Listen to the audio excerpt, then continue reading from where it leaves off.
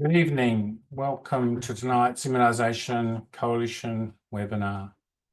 Our topic this evening, DTPa, immunisation for under 5-year-olds, is trending well below 90% coverage, a call to action to reverse the trend through parental engagement. My name is Dr. Rodney Pearce, and I am delighted to be your moderator tonight, and I'm a practicing GP in Adelaide and the chair of the Immunisation Coalition. I'd like to acknowledge the traditional custodians of the various lands on which we work and welcome all Aboriginal and Torres Strait Islanders peoples, particularly the Kaurna people of Adelaide, where I'm residing, and that may be participating in the webinar tonight. I'd like to also pay my respects, and on behalf of the Immunisation Coalition, to elders present, past and emerging, and celebrate the diversity of Aboriginal people and their ongoing cultures and connections to the various lands and waters in Australia. Before introducing both speakers, I'd like to thank our sponsors tonight, Sanofi. They provided funding on the request of the Immunisation Coalition specific to this infectious disease area and age group, and are supporting us in this challenge. And presenting tonight, I have two well-known and esteemed physicians, Associate Professor Nusrat Hamara and Dr. Andrew Baird. They will both be presenting one after another for about 20 to 25 minutes. And at the end of both their presentations, we will have 10 to 15 minutes for questions. Now, the good thing about this format is that you can actually type your questions into the Q&A button, and I will be fed that information. So we've got someone monitoring that. It will come up on my phone, and I will try to address those questions to the speakers, and we'll get as many answers as possible. If we can't get the answers tonight, we'll send responses to you, so we'll know who's sending it, and over the next few days we'll try to get an answer to you. And also there's the chat function to communicate with other participants online so people can read it, and if you can see on the side of your screen. And we will be recording tonight's presentation, and we will make it available on the Immunisation Coalition website in about a week. And then at the end of tonight's webinar, you'll receive an evaluation form. It'll take about 2 minutes to fill out. Please fill it out so we can continuously improve the quality of our education activities. So right, I'd like to introduce our first speaker, Associate Professor Nusrat Hamara. Nusrat is a medically trained paediatric respiratory epidemiologist with almost 2 decades of working experience in prevention and control of respiratory infections in the childhood setting. She currently works as a paediatric epidemiologist in child health at the University of New South Wales, Sydney, and also as a respiratory scientist in the Children's Hospital in Randwick. Associate Professor Hamara has published over 100 scientific papers. She's an elected council member of the International Society for Influenza and Other Respiratory Viruses, and she's on the research subcommittee member as a member in the Lung Health Faculty for Thoracic Society of Australia and New Zealand. Welcome, Nusrat. Thank you, Rodney. Good evening, everyone. Thanks to all of you for joining us today on this very important webinar. I want to begin by acknowledging the traditional custodians of the land on which I work and I live, and I pay my respect to elders past and present and emerging. And also I want to pay my respect to any Aboriginal and or Torres Strait Islander people present among us today. So I'll just quickly share my slides, and please do let me know if you are not able to see my slides. Perfect. Thank you. Beautiful. Okay. Thank you. Okay. Thanks, Nusrat. Thank you. So again, thanks everyone. So over the next 15 to 20 minutes, I'll try to discuss with you about sort of the DTPa immunization in Australian children under 5, the sort of the epidemiology, and why are we seeing a decline, and what can we do to sort of reverse that decline in coverage. So these are my disclosures. So DTP, what do we mean when we say DTP? DTP are 3 bacterial diseases together: diphtheria, tetanus, and pertussis. Fortunately, the first 2, diphtheria and tetanus, are rare in Australia. Diphtheria particularly is quite rare because of very high vaccine coverage that we have been able to attain. It's a bacterial disease caused by Corynebacterium diphtheriae. And what all the cases that we have seen in Australia have been imported cases from overseas travelers. However, in 2022, there was a toddler, unimmunized toddler, who developed respiratory diphtheria and was subsequently admitted in the ICU. So what diphtheria does is, as all of you know, it can cause severe difficulty in breathing, respiratory distress, because it causes a thick white membrane in the pharynx, which then leads to respiratory distress, and it can be particularly problematic in young infants. Tetanus is also another bacterial disease caused by Clostridium tetani. And so this disease is particularly spread by contamination of open wounds by soil contaminated by the bacterium. Again, it's very rare, and tetanus is very infectious, and when somebody is infected with the disease, it can affect the nerves, which leads to severe muscle spasm. And that muscle spasm can also lead to fracture of bones. And pneumonia is also seen as a complication of tetanus. The third one, which is pertussis, or more commonly known as whooping cough. It is actually one of the most common of these three diseases, and it's also one of the most common preventable diseases in Australia. Unfortunately, we see an epidemic every 3 to 4 years in Australia, and we are seeing an increasing number of cases among adolescents and adults, and we're going to talk about that today. And for all these three diseases, children, like most other infectious diseases, children in the first 5 years of their life, or particularly in the first 6 months of their lives, are most vulnerable. So looking into the burden of disease in under 5, if you look into this figure on my screen, you'll see that tetanus and diphtheria hospitalization are really very, very low. It's among the three. Whereas for whooping cough, we see around 28 per 100,000 population hospitalization. It's a little bit more common than tetanus and diphtheria. And the highest burden of hospitalization we see in first 6 months of life. But even though tetanus and diphtheria are very rare in Australia, but if somebody contracts the disease, it can be potentially fatal, hence the need for vaccination and improving coverage. Fortunately, we have very good vaccine to prevent these three diseases, and they come as a combination vaccine, either as the DTPa with the small a letter or small d, small pa vaccine. These are the two different vaccines we have, and there's no pertussis vaccine or tetanus vaccine do not come on its own. They come in as a combination. These vaccines are designed to prevent that severe illness and disease, and they also reduces community transmission. If we can attain high vaccine coverage, the added advantage is we can actually protect very young infants or the elderly who are not vaccinated and could be vulnerable.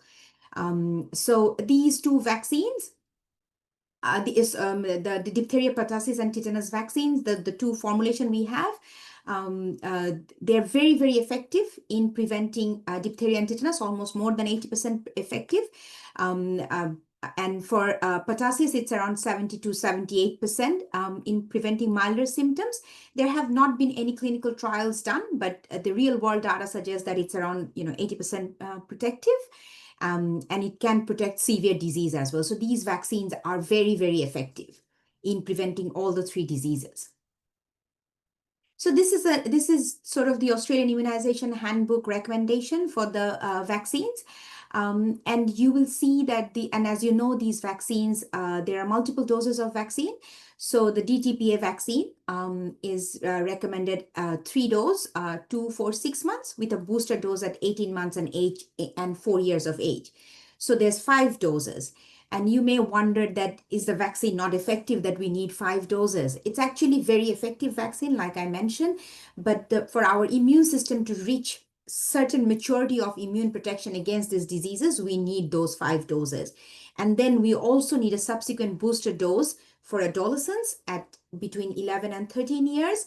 And for adolescents, the vaccine is a reduced antigen vaccine, which is the small DTPa vaccine. And this vaccine is provided through school-based program. And so what happens is between 4 years to sort of children entering into their adolescence, the antibody wanes down. And so hence we need that booster dose in adolescents so that we can again have an immunity boost up and then children are protected. In this immunization, I'm not going to go through all the sort of recommendations we have, but just to highlight that the ones that are highlighted in red, or the text in red in this sort of recommendation, are the ones that are covered within the National Immunization Program and are freely funded. For all the other groups in black, the vaccine is recommended, but the vaccine is not freely funded through the National Immunization Program. So the vaccine has been funded through the National Immunization National Immunization Program for children and for adolescents. So we've seen that it is recommended, and we also know these are highly infectious and potentially fatal diseases.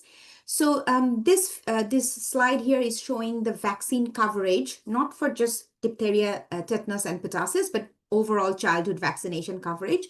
And you can see that the fully vaccination coverage, like children who are fully vaccinated meaning that they have received all the vaccines that are scheduled for them for their age.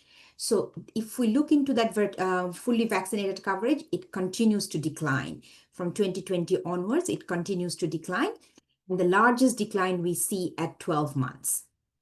And, the vaccine coverage at 24 months has also dropped less than 90%. So overall coverage at 24 months for fully vaccinated children has dropped less than 90%. So these are very alarming stats because, childhood immunization has been one of the most successful public health programs or interventions globally to prevent infectious diseases. And we know infectious diseases remain leading causes of deaths across the world. And, the reason that we have been able to bring down the deaths or the morbidity associated with infectious diseases is mainly because of these very effective vaccines that we have had in place and for very high coverage, and because the vaccination programs have been running so successfully. So this is like an overall view of what's happening with the vaccination coverage for childhood vaccines. And since COVID, we're seeing a steady decline. And what has happened is the on-time childhood vaccination remains substantially lower than before the pandemic. So we see this decline post-pandemic. And in 2024, 1 in 3 children received the first dose of MMR vaccine late, and 1 in 5 children received the second dose of the DTPa vaccine late. So what's the problem if they receive the vaccine late? The problem is, it's when we talk about vaccination, it's not just important to have full coverage, but it's also important to have timely coverage. So it is actually one of the recommendations that the timing of the vaccines are also recorded. That's because if there is a delay between doses, if children do not take the vaccine when they're supposed to take, we actually have a larger number of vulnerable population in the community who are then at risk of contracting the disease and requiring healthcare. So that's why it is equally important to achieve high vaccination coverage and also achieve vaccine coverage in time, like so that they receive the vaccine when they're supposed to receive the vaccine. So I've just shown the overall vaccine coverage. Now looking into the diphtheria, pertussis, and tetanus sort of vaccine coverage. The coverage of the third dose in children at 12 months was 93.3% in 2023, which is also less than 95%. So nationally, we want to achieve a vaccine coverage of 95% to protect the overall community. So in 2023, it was 93.3%, which is a drop than the national expected coverage of 95%. And then there was a which was a reduction from 2022. So in 2022, it was 92 point, from 2022, it reduced by 0.6%. Then from 2023 to 2024, there was again another 1.1% drop. So the vaccine coverage of the third dose continues to drop every year, which is again very alarming because these are very infectious diseases. And so if you look into the delay, so the children vaccinated with the second dose, they should be receiving the second dose within 30 days of the recommended schedule.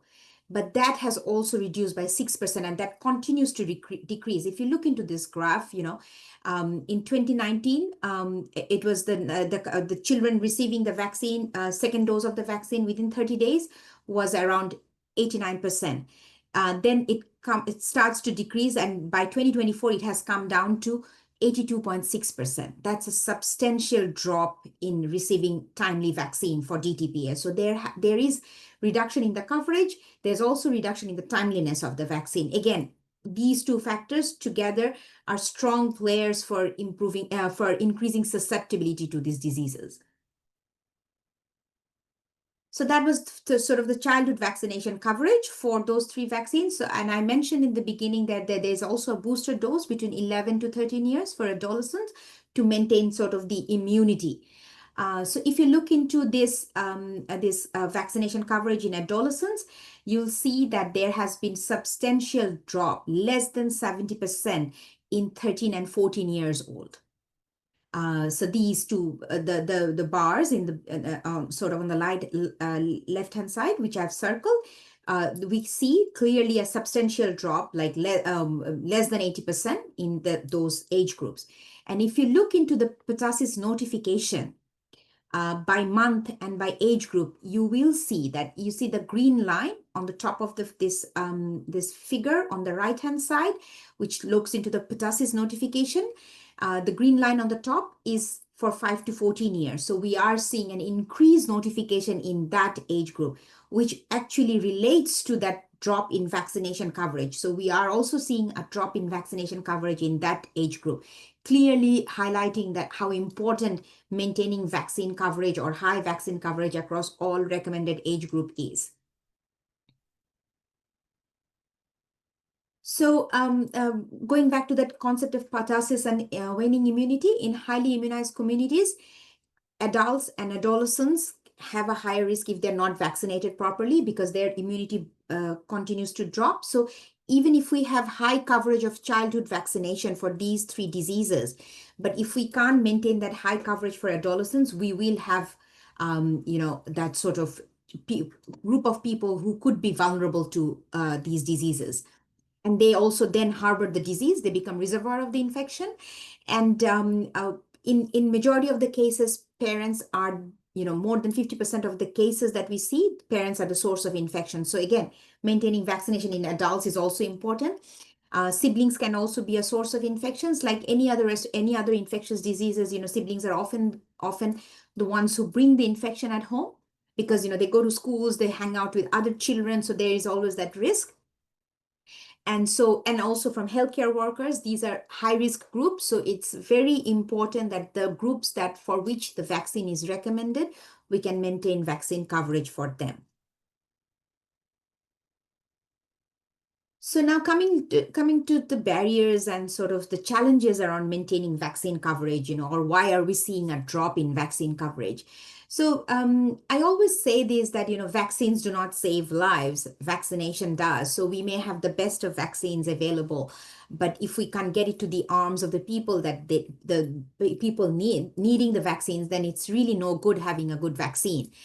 So it's very important that we maintain that high coverage and, we maintain that people are receiving the vaccines on time. So if we look into some of the literature that's out there, which highlights what are the barriers, in terms of the drop in the vaccines, and we can sort of, classify these barriers into certain bigger themes. One could be for childhood vaccine. One is the sort of the parental hesitancy. Then access is a big issue, cultural issues, and system pressure. So if we look into more deeply into these sort of 4 areas, the parental hesitancy is the reason that's often sort of cited by parents is that they worry about the side effects. They worry about the safety of the vaccine.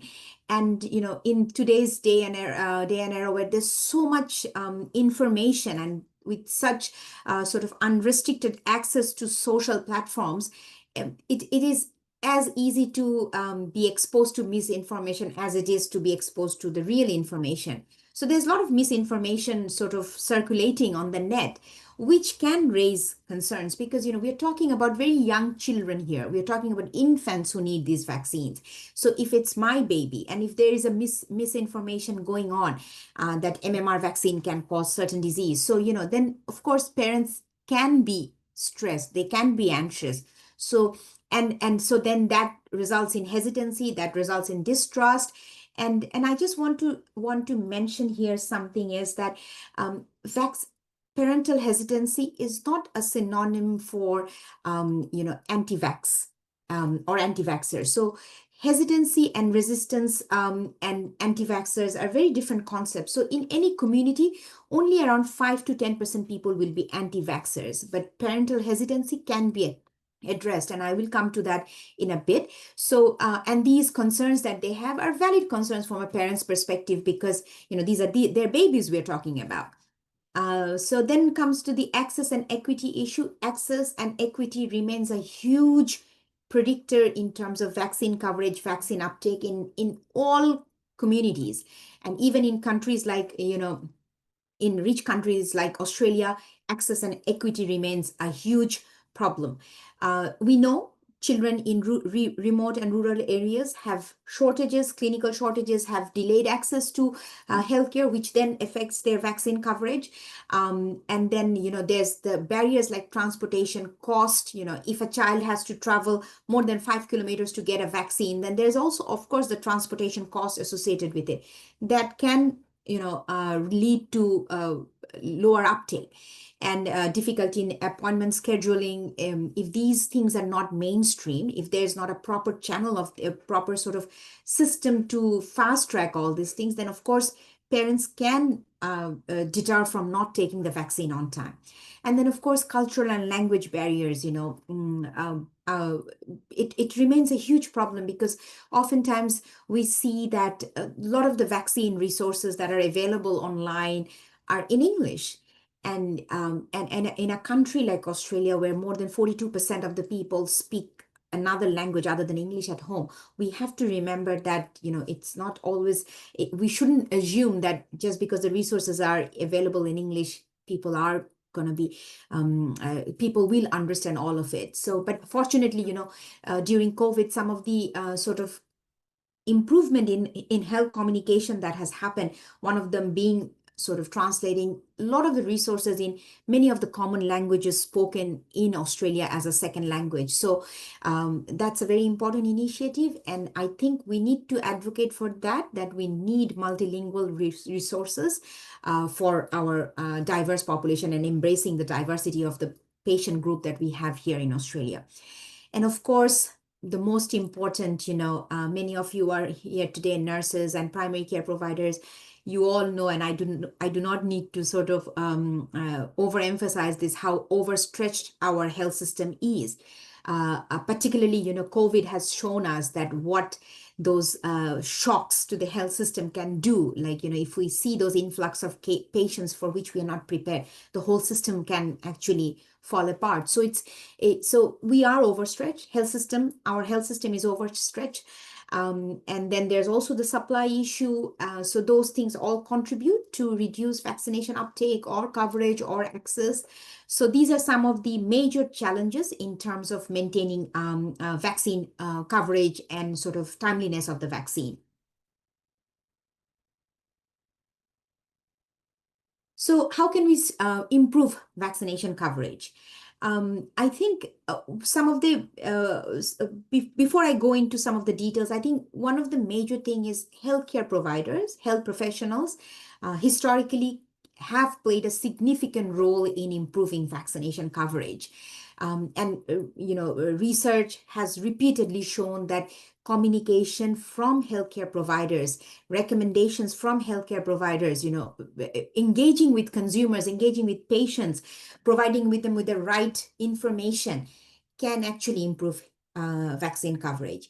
And then, of course, there are other tactics, other proven techniques that can improve vaccination coverage. So if there is a bulk billing system for every time a parent has to bring their child for vaccination, of course, that will improve their willingness to take the vaccine. And if there's immunization clinics or vaccine delivery that can happen after hours, because many of the parents work and it might be difficult for them to bring their children for vaccination during office hours. So if we have that, and the research has shown that that approach, having an after-hour delivery of vaccines, can improve uptake. Then we need to have funding dedicated to TIE for vaccination coverage. And of course, I think a key component is also as medical professionals, communications often do not come naturally to us. I think we need to invest in professional development so that we are all trained how to communicate how to do risk communication with our patients, with our consumers, how to talk to them about potential risk and benefit of the vaccines, and also clarify that the benefits of the vaccine by far outweigh the risk associated with it. And like I mentioned, that engaging with communities is a big one in improving vaccine coverage. Also, we need to, every time we provide a vaccine to a child, I think it's very important that it's properly documented. So in Australia, we have the Australian Immunisation Register, which records all vaccines. And this recording of the vaccine does not happen automatically. So we as healthcare professionals, every time we give a vaccine to a child or to a person, we need to put that data in air. And so it's very important that we do that, because air data then helps us monitor what's happening in terms of coverage. Where are the pockets where we need to have targeted interventions to improve vaccines? Which are the groups of people who are vulnerable to be not vaccinated or to have drop in vaccine coverage? So for that, it's very important that we sort of provide data in air in real time when we provide a vaccine, so that these patterns in coverage, these patterns in uptake or equity issue can be monitored, because data remains our primary prevention strategy. So in conclusion, I just wanted to say that diphtheria, tetanus, and pertussis are critical child health problem. And we are seeing a drop in coverage for these three diseases, vaccine coverage across Australia. And like many other developed countries, the immunization rate has gone down post-COVID. And I think one of the reasons for post-COVID reduction in coverage is a sort of vaccine fatigue as well. We have been exposed to the COVID vaccine, and then other new vaccines have come into place. The RSV vaccine was introduced this year.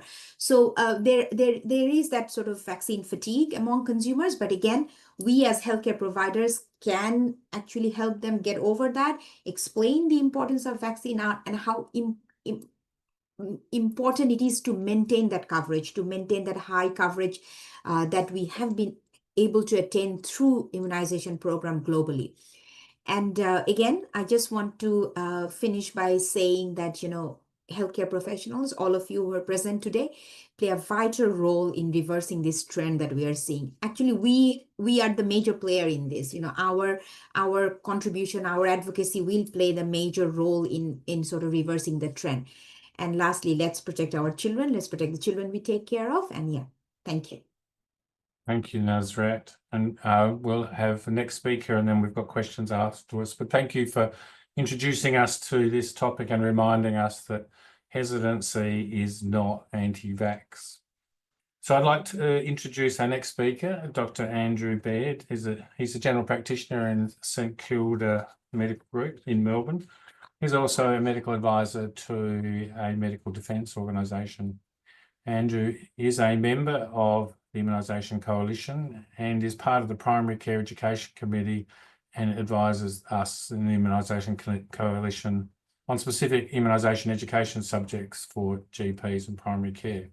He has a background in rural general practice and is passionate about education and providing practical medical education to healthcare professionals. So welcome, Andrew.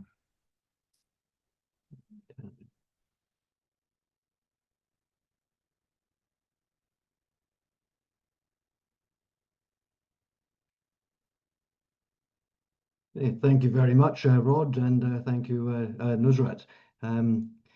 So look, I'm going to show you first of all vaccination settings in 2023 by jurisdiction, and it really shows that most vaccinations were in general practice. That may have been a nurse immunisation, or it may have been a GP.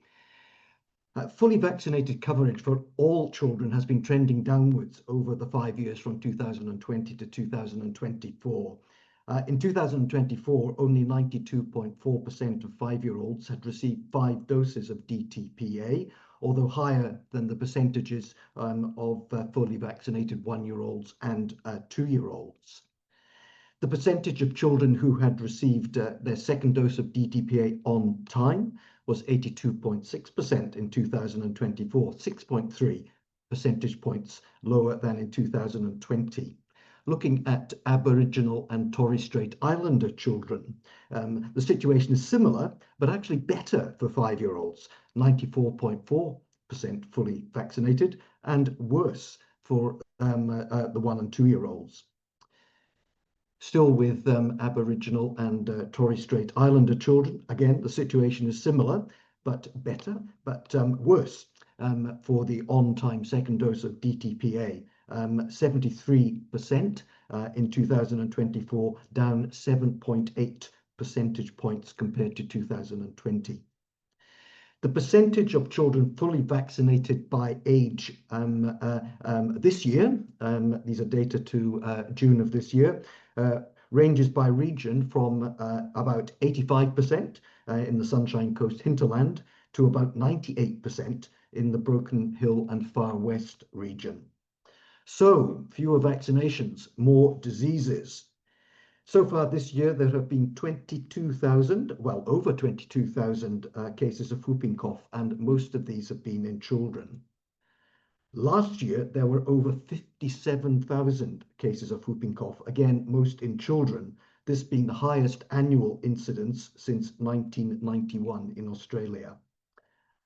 I have a chart here which shows the trend in annual pertussis notifications over the past 25 years, around 18,000 per year in the 5 years before the pandemic, lower during the pandemic due to NPIs, that's non-pharmaceutical interventions. Oh dear, we remember the lockdowns and so on.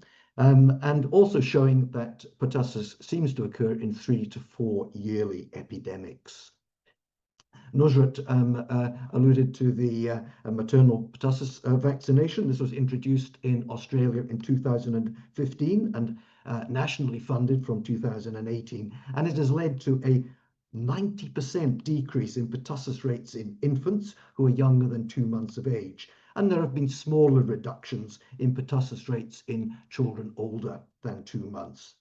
And here, just another way of presenting the same information with the emphasis on the remarkable 90% reduction achieved by maternal vaccination.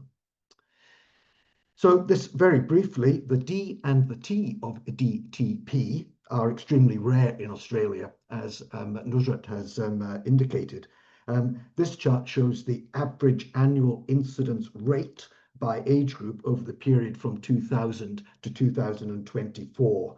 And really only about 118 cases of tetanus, although those data are 1995 to 2023, and only 46 cases of diphtheria, 1999 to 2019, mostly in older adults. I was unaware of the infant who had contracted respiratory diphtheria in 2022. So I had thought that in fact there had been no respiratory diphtheria in children under 15, but I was wrong.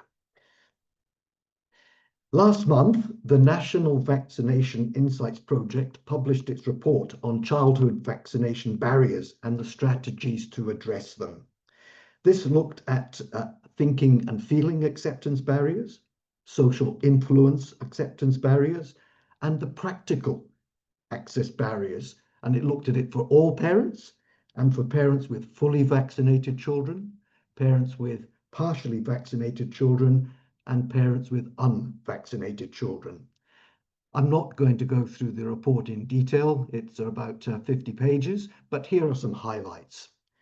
And an interesting highlight and it's at the bottom of the chart, about 60% of all parents feel distressed when thinking about vaccinating their child. Well, there's a surprise. About 17% of parents with partially vaccinated children do not trust the doctor or the nurse who are providing the information about vaccination. That's a concern, trust. And that theme will come up a little bit later as well. Over 20% of parents with partially vaccinated children report not prioritizing children's vaccination, being unable to afford the costs associated with vaccination, and having difficulties getting appointments for vaccination. The report proposes solutions such as on-site vaccination in community settings and tailored campaigns. It also proposes providing feedback to providers, us healthcare practitioners, providing reminders and recalls, and adopting dialogue-based interventions. And I draw your attention to the comment at the bottom of the slide. Vaccination is completely about trust. There's the word trust again.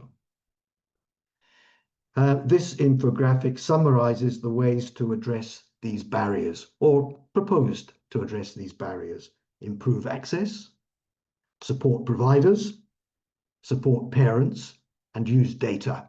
And I'll talk a little bit more about that shortly. This is an FYI table about the national No Jab, No Pay program covering family tax benefit and child support subsidy, and about the state and territory based No Jab, No Play programs. You'll be pleased to know I'm not going to discuss that any further, but they're there and they may be relevant to our childhood vaccination coverage rates. So, informed by the National Vaccination Insights Programme and other resources, here is a summary of the possible barriers to childhood vaccination, and it echoes what Nusrat had described previously. And to summarize the summary, it seems that this is about costs, access, worries, and misinformation.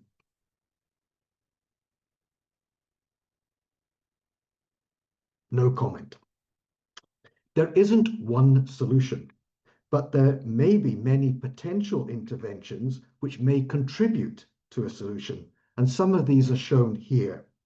The key themes here are communication, access, provider roles, de-stressing the immunization encounter, surveillance, reminders, and community outreach. Here's an app that was actually introduced 11 years ago in New South Wales. It's actually just a smart calendar. It's not actually linked to the AIR, and it is based on the New South Wales immunisation schedule.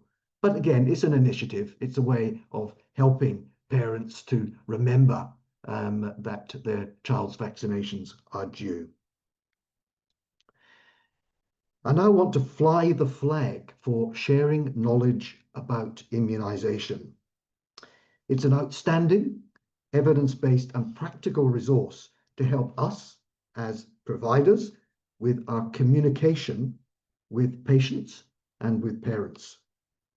It emphasizes the importance of developing trust, using different approaches according to the individual, the acceptor vaccinator who has all their child's vaccinations up to date, the hesitant and unsure vaccinator, or selective, who chooses not to have MMR but will accept DTPa, and the refuser, the anti-vaxxer. So different approaches. And acknowledging the importance of time, so that we don't have to fix it all in one go, and we might schedule our discussion with parents over several encounters. But of course, that's time, and aren't we all time poor? Going to talk now about a bit of a global perspective Diphtheria, tetanus, and pertussis are significant health problems globally. And these charts show the number of cases over the last 25 years. And you'll note that all of them are ticking up the way in recent years. Here's annual global vaccination coverage trend line. And currently, the coverage for the DTP vaccine at the third dose, the primary course, is at 85%. Okay, but still lower than the 95% that we're looking to protect our communities.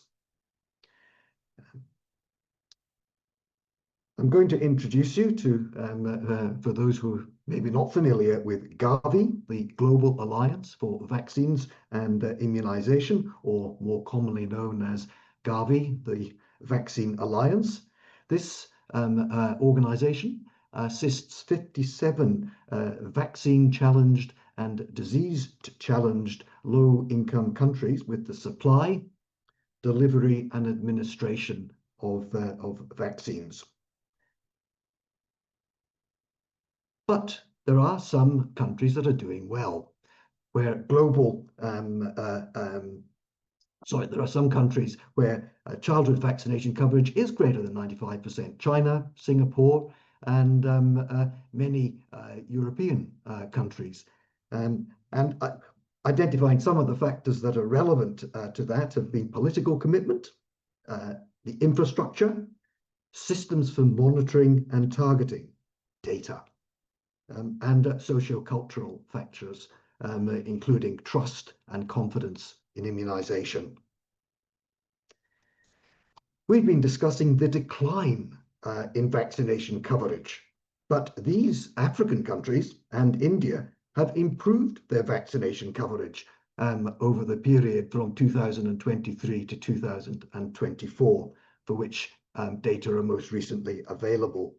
And this has been attributed to factors similar to what we've described with those countries that have achieved over 95% vaccination coverage, but also with the input of the Gavi Vaccine Alliance, and also focus on children who have had no vaccinations at all, the so-called zero-dose children. I do hope that I have made, I'm correct about my interpretation of the rainbow. Do tell me if I'm wrong. Briefly, earlier this year, Australia introduced a national immunisation strategy targeting 95% coverage through essentially access, trust again, data, workforce, technology, and governance. Data are fundamental to the strategy. I've made up an acronym, CARE: collect, analyze, report, and enable. And I think that summarizes the approach to the role of data in vaccination. VaxView, that's the name for the United States of America vaccination dashboard. I haven't looked at it, but I understand that it is something to aspire to. 678 reports of vaccination administration errors, according to 2022 data, the most recent data. That was during the COVID vaccination period, so there may have been a relevant factor there. Yes, don't tell anyone. Don't want to undermine people's confidence. So things do go wrong. And really, I'm only putting this slide in for us as immunizations providers to remind us of risk management, the 6 rights of medication administration, and like the flight attendants, to cross-check to keep ourselves out of trouble and to keep patients and parents safe. There are several vaccine surveillance systems already in Australia, and our aim should be to use them effectively. Now, if there were more time, and I'm mindful that we're approaching the end of the presentation, it would be great to talk about influenza, about this year's high incidence and low vaccination, and also about AI. We can't have a presentation without AI. So where's the AI in immunization? Well, here it is. And on that note, so childhood vaccination is dangerously low and trending lower. There are similar trends globally with some exceptions. There's an increased risk of vaccine preventable diseases and the knock-on effects for communities and health services. There are multiple reasons for the decline in coverage. Getting to over 95%. How? Trusted provider recommendations, using the SCAE approaches, making it culturally and linguistically appropriate. Improving access, healthcare practitioners, developing community champions, looking at systems and funding. And what about this time next year? Thanks, Andrew. That's really good. Thanks for reminding us that one of the insights is that we need to support provider education. So we're absolutely delighted to be at the forefront of that. And thanks, Sanofi, for this opportunity. But while you're there, someone's asked the question about capital D, capital T, capital P, little a. What does that mean? What's a little d, big T, little p, and the A, and maybe the W? Do you want to just talk about some of those acronyms and what they mean, Andrew? Yeah, the uppercase D, T, and P represent the higher doses of antigen for diphtheria, tetanus, and pertussis in the vaccines, which are used for the primary course and for the fourth and fifth doses in childhood.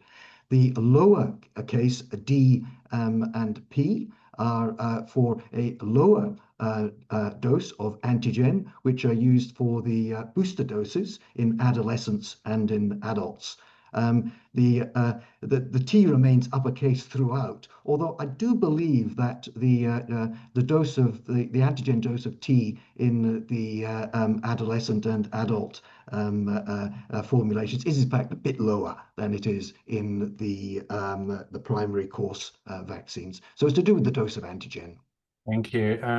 Nasrat, one of the questions has come up. Do you agree with the recommendation that anyone who's not vaccinated should not visit a child who's less than 6 weeks? And your comment about the cocooning and the point of people being vaccinated and the talk around maternity hospitals, how don't visit my child until you're vaccinated.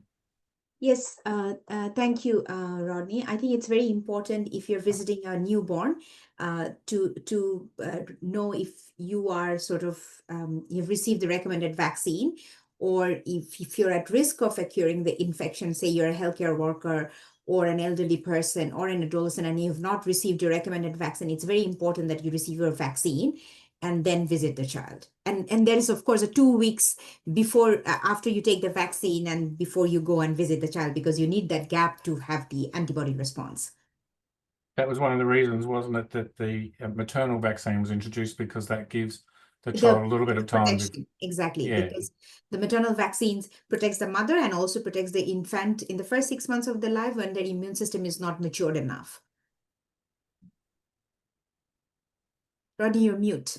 Right, so Andrew, Atagi recommends a 50-year-old vaccine dose, and that's, as Nasrat said, it's not actually on the National Immunisation Program. Any comments about Atagi recommendations but not funded?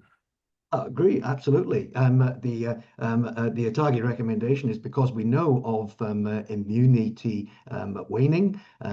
So the doses that you've had in childhood and adolescence, your immunity to pertussis by the age of 50 is going to be virtually nil. So it's appropriate to be boosting, and one would even consider boosting every 10 years, because we do know that the immunity does wane within that 10-year period. So Atagi should be supported, and I think our funders should be supporting that in the National Immunisation Programme. And I think there would be health economic benefits from that as well, by reducing the incidence of pertussis throughout the community at all ages, but also in older people.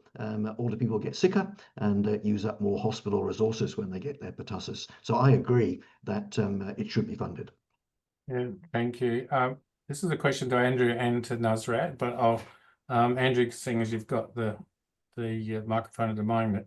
And there's sort of two questions into one. So 8 weeks is recommended between doses. If late, what do you do? Or if someone has a pertussis infection, do you delay the vaccine? So Andrew, do you have any comments about that? And then I'll get Nusrat to maybe comment on what she thinks. Andrew? Yeah, well, my understanding is that the minimum interval should be 4 weeks, and that if you've got pertussis, you still get the vaccination. I don't believe there should be any delay at all, but I'll defer to Nusrat. But I think overseas, I think in Germany, they recommend these vaccinations 1 month apart. So the 8 weeks is kind of an Australian thing, is it? Nusrat, did you want to comment? So the minimum spacing is 4 weeks. The 30 days sort of minimum is that's the recommendation. And if a child has pertussis, as soon as the child is non-infectious, which is around 21 to 25 days, the child should receive the scheduled pertussis vaccine. So just because a child has developed pertussis, it shouldn't, delay subsequent vaccines. So it's highly recommended. And if there is a delay in the other childhood vaccinations, the child should be prioritized for the diphtheria, tetanus, and pertussis vaccine, and then maybe organize another session for the booster of the other childhood vaccine. So that's where it's important that the provider is up to date with all those recommendations, or maybe contact somebody that might want to comment on it. But a couple of questions that we're getting through is about the coordination between councils, GPs, pharmacists, and so Nusrat, if you can maybe talk about that, and then I'll defer to Andrew, because Andrew mentioned some more settings. But I think one of the things that's struck us is through the Immunisation Coalition, we've got more providers than we've ever had, and we've got some of the worst vaccinations we've had since the mid to late 90s. So there's a challenge for all of us to say more people, but we're getting worse vaccination rates. So Nusrat, any comments about coordinating everyone and making sure we're all on the same page? And then to Andrew. Yeah, thanks, Rodney. I think we all have a role to play, and I think in terms of better coordination. So, for example, the adolescent vaccine for diphtheria, pertussis, and tetanus is given through a school-based program, right? We also have the human papillomavirus vaccine given through a school-based program. So GPs have a substantial role in it, because GPs are the ones who sees people more frequently than specialists. So every time a child goes to a GP, it may be worth reminding them of those school-based programs. And then if there is a child who missed the vaccine through the school-based program, then the council can inform the GP so that there's a catch-up session of those children. And I think one important aspect which will take a long time, I think, to develop is a real-time access to the immunization register. If all healthcare providers had sort of a real-time access, then they could monitor where we are missing out, and then have targeted interventions. So those are some of the ways I think we can improve coverage, reduce duplication, and if somebody's falling through the cracks, we can sort of target them. So my 2 cents to it, Rodney. So Andrew, you got a vision of someone I on think every corner doing the vaccine? Yeah, absolutely, definitely. More providers, more settings, and more opportunities. And I think in terms of the coordination, I think we all need to support one another, so that when someone presents to me, I explain that there are other options. They can see the pharmacist, they can see the child health nurse. I think we shouldn't be in territorial. We should actually be unified and present a united front, that we're all together in this. We're all there to provide this, to improve access. So yes, the access is there, but it needs to be accessible access. And I'm all in favor of, I think it would be great if approved pharmacists were able to vaccinate kids under 5 as well. I understand that many jurisdictions don't allow that. I think that would be a great opportunity as well. The more the better, the more opportunities. Yeah. So some jurisdictions are doing it, and one of the questions was, why can't they? And that's a matter between the state, the Commonwealth, and the regulators. But the Immunisation Coalition for a long time has had the view that properly done, properly informed, and safely administered. And I think, Nusrat, your comment was vaccination. No, vaccine is not a vaccination. Nusrat, you would agree? Yes, absolutely, Rodney. I don't think vaccines can save us. It's vaccination. And we need more, like Andrew said, the more the merrier. More people we have who are giving the vaccine, and it becomes more accessible. Access is a major issue, Yeah. And to both of you, but start with Nusrat, some of the issues around passing on the protection from the mother to the baby. If a mother isn't breastfeeding, what's going to happen? Is that going to be passed on? So I think this goes to the biology, the immunology, and how the vaccines work and what's happening in the mother. And while we've got 6 weeks, but Nusrat first, and then maybe Andrew, comment on some of the way we understand there's protection. Yeah. Rodney, sorry, can you just repeat the question again? I think I dropped. Yeah. So if the mother's not breastfeeding, Yes. what happens in even if she's vaccinated in pregnancy, does the baby still Yes. get the benefit? Yes. Yeah. So the way the maternal vaccines work is, so the antibody from the mother is transferred through the placenta to the baby, and that transplacental transfer happens maximum during the 3rd trimester of pregnancy. That's how, you'll see often many vaccines are sort of planned during the 3rd trimester, because if the baby is born preterm, then we need another active vaccination. So the placental transfer of the vaccine that happens, of the antibody that happens, that provides the protection to the babies. Of course, breastfeeding has added benefit, but that vaccination, if the mother received the vaccine, for example, pertussis vaccine or influenza vaccine, through that transplacental transfer, the baby will also be protected. Andrew, do you want to maybe comment and then a wrap up, because we've got about 2 minutes to But go. nothing It's to been add, pretty no, exciting. I wish I'd said that. Nothing to add to that. Perfectly done. Thank you. Would you like to add maybe some final comments before I pass it back to Nusrat, because we're coming to the last couple of minutes and we'll need to finish on time. Yeah, Everyone should write their questions. We'll try to get back to you, record them, all that. But Andrew? Yep, I think advocacy, trust, communication, customizing it to the individual and their needs, listening, all the good things that we know about, just emphasizing that's what we need to do more of it. And thank you for doing it. And thank you for being on tonight. Nusrat, did you want to add a final comment? Yes, Rodney, exactly what Andrew said. I think advocacy, and I think in that advocacy, we have to bring on everyone. It's everyone's business. It's not just my business or the GP's business. It's everyone's business. And we have to bring in parents, carers, consumers in that game. We have seen with RSV what consumers' involvement did in terms of improving RSV vaccine, introducing RSV vaccine into our national immunization program. So I think it's everyone's business, and we are all in this game, and we all have to constantly advocate for better vaccination. Thank you very much. In particular, I'd like to thank the audience for their attendance, engagements and questions. But Nusrat and Andrew, thank you very much for your presentation and prompting some fantastic thoughts.